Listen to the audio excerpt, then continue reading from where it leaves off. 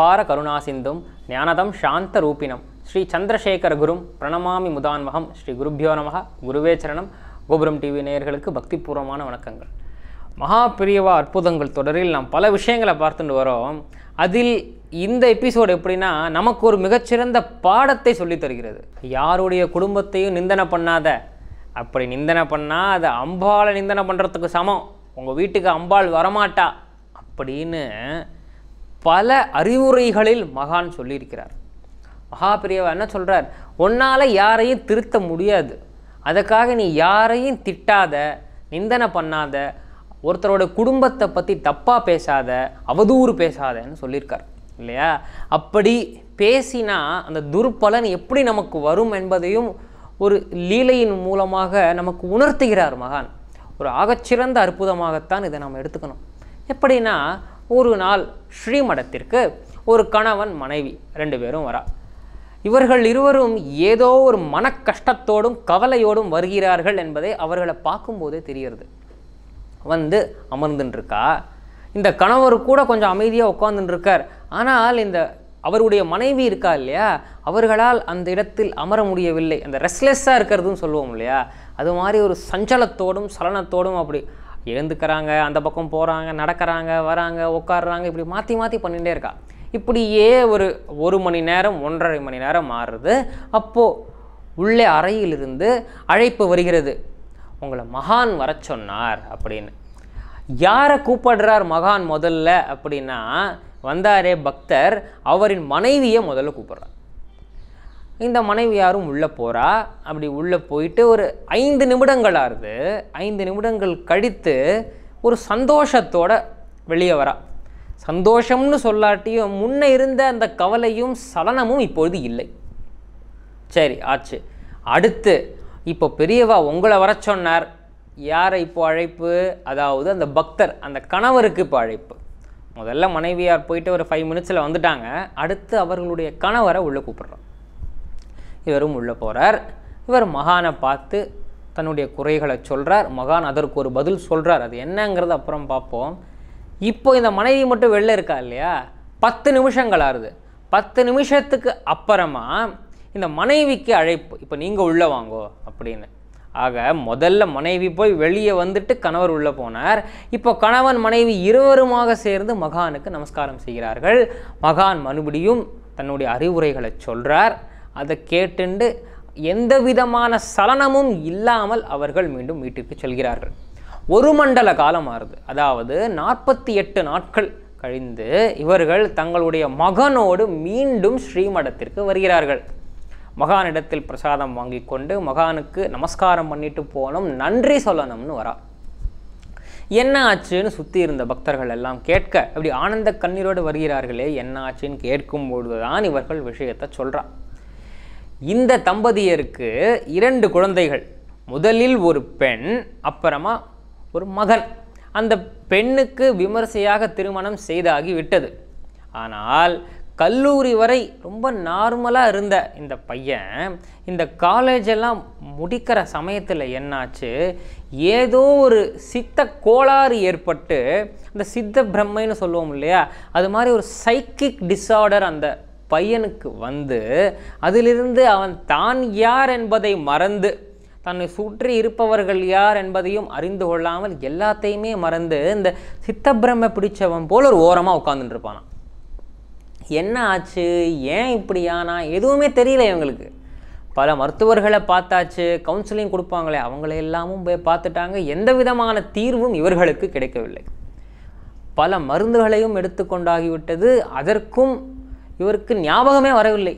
ஏன் இப்படி ஆயிட்டான்னு யாருக்குமே தெரியல. யாரோடையும் அவர் பேச மாட்டார், ஓரமாக உட்காந்துட்டு இருப்பார், அப்படியே பார்த்ததை பார்த்தபடி இருப்பார். இவருக்கு என்ன வந்தது, ஏன் இப்படியானா, தான் பெற்ற குழந்தையை இந்த நிலையில் பார்க்கும் பொழுது அந்த பெற்றோருக்கு எவ்வளோ வருத்தமாக இருக்கும். மிகவும் வருந்தி போகிறார்கள். சரி, நாம் போய் மகா பெரியவாளை பார்ப்போம்னு பெரியவாளை பார்க்க வந்திருக்கா. அன்று மகா பெரியவா மௌன விரதத்தில் இருந்திருக்கிறார். தன் மௌன விரதத்தை நிறைவு செய்து கொண்டு முதலில் இந்த சஞ்சலத்தோடும் சலனத்தோடும் இருந்த இந்த மனைவியை முதல்ல வர சொல்லியிருக்கார். அப்படி அந்த மனைவியை உள்ளே வர சொல்லிட்டு அவர் கேட்ட முதல் கேள்வியே இதுதான், உன்னுடைய ஆத்துக்காரரோட குடும்பத்தை சேர்ந்தவா எல்லாரும் சித்த பிரம பிடிச்சவா கிடையாது, ஒன்றுமே தெரியாமல் இருக்கிறவா கிடையாது, அவளை நீ சும்மா திட்டின்ண்டே இருக்காத அப்படின்னு சொன்னாராம் மகான். அதிர்ந்து போய் விடுகிறார் அந்த பக்தர். அதாவது தான் தன் கணவரிடத்தில் என்ன என்ன பேசினாரோ அதெல்லாம் மகானுக்கு எப்படி தெரியும்? அடிக்கடி பேசிக்கொள்ளும் பொழுது இந்த மனைவி இருக்கா இல்லையா, தன்னுடைய வீட்டுக்காரரை பார்த்து திட்டுவாங்களாம். உங்கள் சொந்தக்காரங்க எல்லாருமே உபயோகம் இல்லாதவங்க, சித்தபிரம பிடிச்சவங்க, அறிவே இல்லாதவங்கன்னு தப்பு தப்பாக திட்டிருக்கா. அதை மகான் எப்படி அறிந்து கொண்டார்? நீ இப்படியெல்லாம் யாரையும் நிந்தனை செய்யக்கூடாது, நீ ஒருத்தருடைய குடும்பத்தை நிந்தனை பண்ணா, உன்னுடைய உறவினர்களை நீ திட்டினா உங்கள் ஆற்றுக்கு அம்பாள் வரமாட்டா. ஏன்னா அது அம்பாளையே திட்டினா மாதிரி, ஆற்றுக்கு வர அம்பாளை நீ திட்டினா அவ எப்படி உங்கள் ஆற்றுல இருப்பா? திரும்பி போயிடுவா அப்படின்னு சொன்னாராம். அவர் அப்படியே அதிர்ந்து போய் அதிர்ச்சிக்குள்ளாக இப்படி பார்க்கிறார். அப்படி சுவாமிகளை எப்படி இவர் சொல்கிறார், நானும் ஆத்துக்காரரும் பேசின்றது அவருக்கு எப்படி தெரியும் அப்படி பார்த்துட்டு, சரி இப்போ நீ போயிட்டு உன் பர்த்தாவை அனுப்பு அப்படின்னு சொல்ல, அவர் அப்படி உள்ளே வந்தாராம். உள்ளே வந்ததுமே நீ சத்த நாழி அப்படி உட்காரு அப்படின்னு சொன்னாராம் மகான்.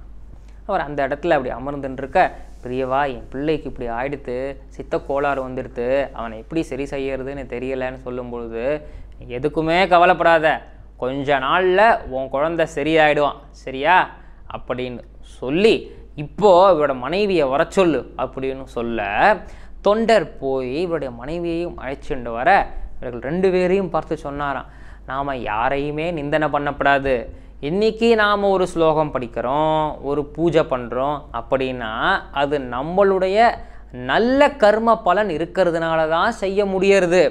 ஒருத்தர் கெட்ட பழக்கங்கள் கெட்ட சகவாசங்களோட பூஜையெல்லாம் பண்ணாமல் சுவாமியை நினச்சிக்காமல் இருக்கா அப்படின்னா அது அவளுடைய கர்ம பலனால் தான் அவள் அப்படி இருக்கா.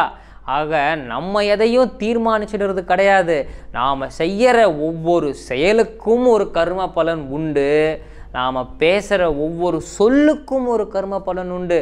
ஏன் நாம் என்னென்ன நினச்சிக்கிறோமோ அதற்கு கூட கர்ம பலன் உண்டு சரியா.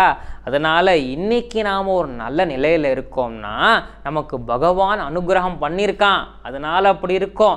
ஒருத்தர் அந்த நிலையில் இல்லைங்கிறதுக்காக அவளையும் அவளோட குடும்பத்தையும் நீ நிந்தனை பண்ணிகிட்டே இருந்தால் பகவானோட அனுகிரகம் நோக்கு கிடைக்கவே கிடைக்காது. புரியுறதா அப்படின்னு கேட்டாராம் மகான். இவர்கள் இருவரும் அப்படி கண்ணீர் பொங்க அப்படி பெரியவாளை பார்த்துட்டு இருக்காளாம். இது வரைக்கும் சொன்னதாவது பரவாயில்ல, இதற்கு மேலே ஒன்று சொல்கிறாரு பாருங்க. சரி நீ இவ்வளோலாம் பேசின்னு இருக்கியே உங்கள் வீட்டில், உங்கள் ஆற்று ஹாலில் என் ஃபோட்டோவை நடுவில் மாட்டியிருக்கியா இல்லையா? அப்போ நான் எல்லாத்தையும் பார்த்துட்டு இருக்கேன் தானே அர்த்தம் அப்படின்னு கேட்டாராம் மகான். பெரியவா தப்பு பண்ணிட்டோம் பெரியவா, இனிமேல் அப்படி பேச மாட்டேன் பெரியவான்னு அந்த அம்மையார் தன் கணவரோடு சேர்ந்து நமஸ்காரம் பண்ணும் பொழுது, சரி ஒரு குறையும் இல்லை, நீ ஆற்றுக்கு போ, இனிமேல் இந்த மாதிரி யாரையும் திட்டப்படாது, நிந்தனை செய்யப்படாது, உன் குழந்தை நிச்சயமாக சரியாயிடுவான்னு பிரசாதம் கொடுத்து அனுப்ப, 1 மண்டல காலம் அப்படியே 48 நாட்கள் முடியும் பொழுது படிப்படியாக குணமாகி வந்த அந்த மாணவன் இவர்களின் மகன் 48 நாட்கள் முடியும் பொழுது பரிபூர்ணமாக சரியாகி விடுகிறார். இப்பொழுது அந்த மகனை அழைச்சிண்டு இந்த பெற்றோர் சுவாமிகளை தரிசிக்க வந்துள்ளார்கள்.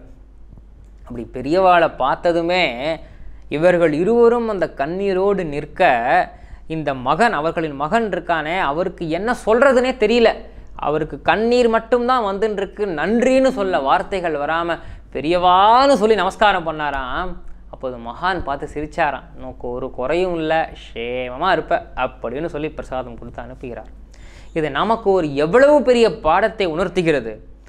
யார் எப்படி இருந்தாலும் அவர்களை பற்றி, அதாவது இந்த அவதூறு பேசுறதுன்னு சொல்லுவோம் தெரியுமா, கமெண்ட் அடிக்கிறதுன்னு, அதற்கு கூட நமக்கு உரிமை கிடையாது என்பதை மகான் நமக்கு சொல்கிறார். ஒருவரை பற்றி தூற்றி பேசுவதற்கு நாம் யார்? அவர்கள் அப்படி இருக்கிறார்கள்னா அது அவர்களுடைய கர்ம பலன், நாம் இப்படி இருக்கோம்னா அது நம்முடைய கர்ம பலன். நம்மால் என்ன செய்ய முடியும்?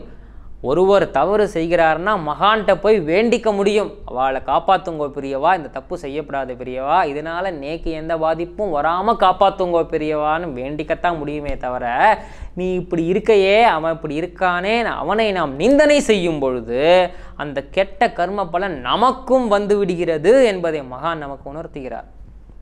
மகான் எவ்வளவோ சொல்லியிருந்தாலும் மிக முக்கியமாக சொன்ன விஷயங்கள் இதுவும் ஒன்று. கோபமே படக்கூடாதுன்னு சொல்லியிருக்கார். நாம் கோபப்படும் பொழுது நமக்குள் என்னென்ன மாற்றங்கள் ஏற்படுறது, அதனால் நமக்கு என்னென்ன தீங்கு என்பதை எடுத்து சொல்லி, யாரையும் திட்டாதே, யாரையும் நிந்தனை செய்யாதே, உன்னுடைய கர்ம பலன் கூடிண்டே போகிறதுன்னு சொல்லியிருக்கார் இல்லையா? அதை நாம் கடைபிடிக்கும் பொழுது, மகான் சொன்ன விஷயங்களில் மிக மிக முக்கியமான விஷயங்களையாவது நாம் கடைபிடிக்கும் பொழுது நிச்சயமாக மகான் மனம் குளிர்ந்து நமக்காக இறங்கி வருவார், நம்மை பாதுகாத்து அரவணைத்து நிற்பார் என்பதில் சற்றும் சந்தேகமே கிடையாது. சக்ருத் ஸ்மரண மாத்திரேன பவரோக விநாசகே சந்திரசேகர பாதாப்சே வாசேதாம் ஹிருதிமே சதா.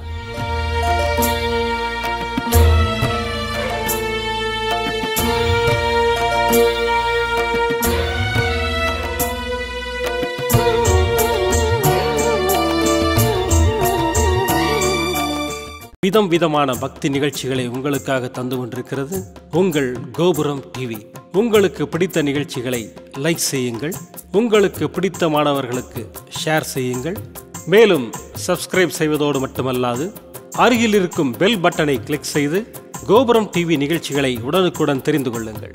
மற்றும் ஒரு மகிழ்ச்சியான செய்தி, கோபுரம் டிவி ஆப்பை கூகுள் பிளே ஸ்டோரில் ஃப்ரீ டவுன்லோட் செய்து கோபுரம் டிவி நிகழ்ச்சிகளை தொடர்ந்து கண்டுகளியுங்கள், பாருங்கள், ரசியுங்கள், பரவசமடையுங்கள்.